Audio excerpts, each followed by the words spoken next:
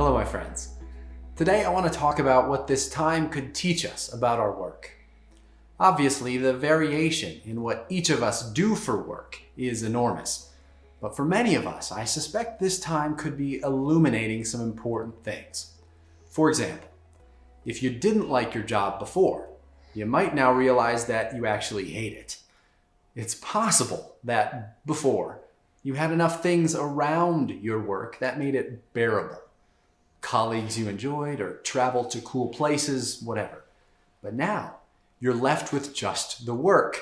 So if what you're working on doesn't intrinsically energize you and feel meaningful, you could be really drained right now.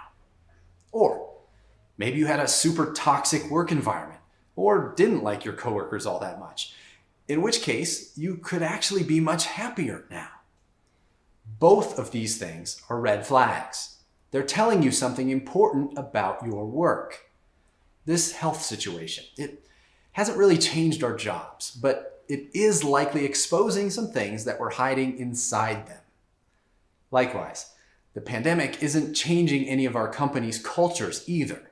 It's actually amplifying whatever they were. So if you had an intense, hard-driving culture before, that's still there. And you're likely seeing senior leaders trying really hard to figure out how in the world that approach translates to this new reality. Our current situation is putting additional stress on the way we work from practically every angle. And stress is like squeezing a balloon.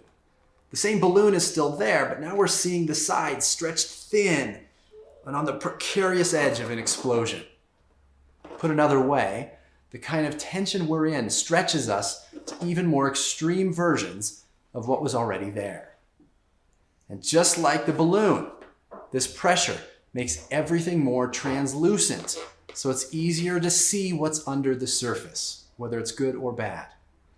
So pay attention to what you're seeing. It's trying to tell you something important about the work you're doing or the company you're doing it with.